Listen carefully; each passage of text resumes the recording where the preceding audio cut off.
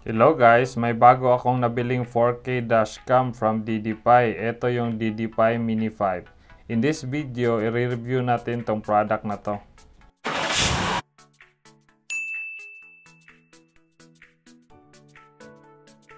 First, unboxing muna tayo guys. Ito yung box niya.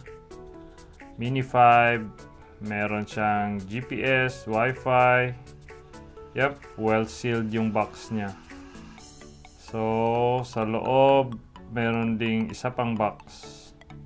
And ito na yung kanyang mga laman. May foam siya sa taas para di maalog.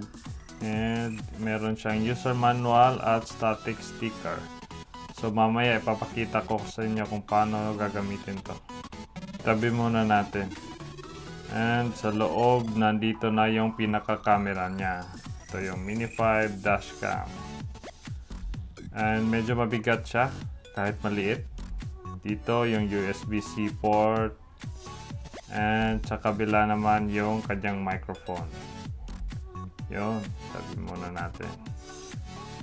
And meron pa palang installation tool. Ito yung pangsungkit sa mga gilid para matago yung wires.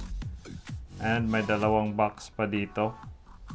Itong isa yung kanyang bracket. Ito yung ikakabit sa windshield na paglalagyan ng camera. And ito namang isa ay yung kanyang power cable. Yung USB-C power cable. And meron ding cigarette charger. Yung USB to cigarette charger niya. Yung isasalpak sa sasakyan. Output nito ay 5 volts, 2.4 amperes. And ito pa pala, may isa pang reserva na 3M adhesive. In case ililipat mo to sa ibang sasakyan. Ito na, install na natin. But first, tanggalin ko muna tong aking lumang dashcam. Ayos naman to, pero hindi to 4K, 1080p lang to, kaya goodbye muna sa ngayon. Linisan muna natin ng alcohol yung paglalagyan para mas madikit talaga. Next ay yung static sticker. Dito ikakabit yung bracket mamaya. Tanggalin muna natin yung mga natrap na bubbles para mas maganda tingnan at mas madikit. So next yung bracket na. May guide dito sa static sticker kung saan talaga siya ipupwesto. May square dyan. Diin nyo lang and then didikit na yan. Tanggalin lang muna natin itong cover sa lens ng camera and then isasalpak natin doon sa bracket. So, eto na. 64GB built-in memory. Di na to kailangan ng SD card. Di tulad ng ibang dashcam na may bibilhin pang separate SD card. So, isasalpak lang dito sa bracket, secure ng konti, and yep, eto na, naikabit na yan. Nakaharap sa daan yung kanyang lens. Susunod nating ikakabit ay yung kanyang power cable. USB-C to USB-A power cable. Sa dashcam, ikakabit yung USB-C end ng power cable. And dito natin idadaan sa gilid para malinis tingnan. Gamitin lang yung tool para mas madali siyang isiksik sa mga gilid-gilid. Yan. Nagawa ko na to dati doon sa aking lumang dashcam. So madali lang to.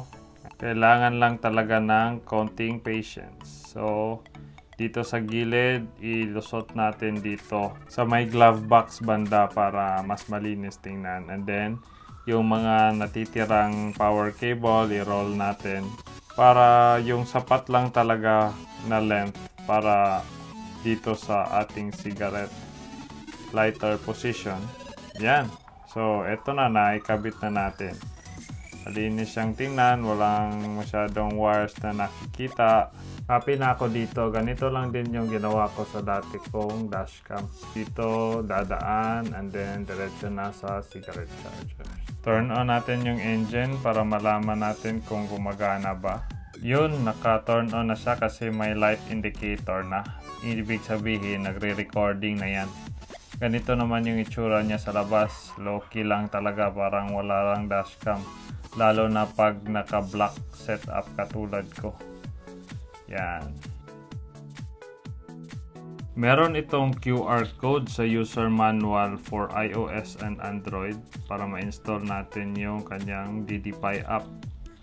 Scan nyo lang gamit yung camera and then install nyo yung app. Then, connect lang doon sa kanyang Wi-Fi. Pag nag-on na yung dashcam, meron siyang Wi-Fi. Meron ding password sa user manual. Gamitin nyo lang. And, magko-connect na yan siya. Pag nag-connect na, balik na kayo doon ulit sa app para sa iba pang mga settings. Then, scan nyo lang. Maya-maya, lalabas na yung kanyang DDPi Mini 5 na icon. So, yung ganito yung itsura niya, yung kanyang icon. So, meaning dyan, connected na yung app nyo at yung dashcam. Nandito na yung mga footage, dalawa pa lang, kaka-on lang natin yung camera eh. Then, device settings, nandito lahat. Lahat ng settings for the dashcam, including yung kanyang mga screen resolution. So, tulad nito, may 4K. Ito yung gusto natin yung 4K. Yan. So, dito na yung kanyang mga recording. So far, wala pa tong kwenta kasi hindi pa tayo gumagalaw. So, pag download nyo, ganito lang din. Mabilis na yung download. 5G kasi yung wifi nito. Yan. Nandito na sa gallery agad after ma-download. Ito yung actual na gumagalaw na. Meron siyang live view. Meron siyang speed and then meron pang maps. Live to. Real time gumagana yung kanyang built-in GPS. So ito na yung ating sample video during the daytime. Testing na lang din natin yung yung audio niya. Gamit natin yung audio niya dito. So maganda naman, 4K talaga, kitang-kita yung mga plate number na sasakyan.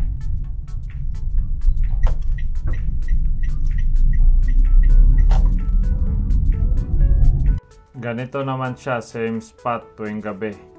Malaking factor talaga sa night footage yung inyong tint kasi naka super dark tint ako eh. And then yung headlights natin, stock pa lang kasi itong akin eh. Pero ayos lang kasi naaninag naman yung mga sasakyan and then nakikita pa rin yung plate number. Yan ang importante just in case masangkot tayo sa aksidente tuwing gabi. Para sa akin, ito yung top 5 pros ng DDPi Mini 5. Unang-una yung 4K resolution niya, malinaw talaga. And then maliit lang siya, low-key lang masyado. And then meron na siyang built-in memory, 64GB, di mo na kailangan ng SD card. And then yung Wi-Fi niya 5 GHz na, mabilis lang yung transfer pag magda-download ka ng mga footage. And then meron din siyang GPS tracking. Ang cons naman nito para sa akin is wala siyang rear camera. Yung ibang dashcam kasi sa presyo na to, meron ng rear camera eh. But I guess yung binayaran natin dito is yung 4K resolution talaga. And then wala siyang screen but di naman natin magagamit masyado yung screen kasi nada-download lang din sa mobile app yung kanyang mga footage kaya ayos lang din sa akin. If you want to check this out yourself, ilalagay ko yung link sa description box. Thank you for watching. If you found this video helpful, please consider giving a like and subscribe to my channel for more videos like this. Thanks!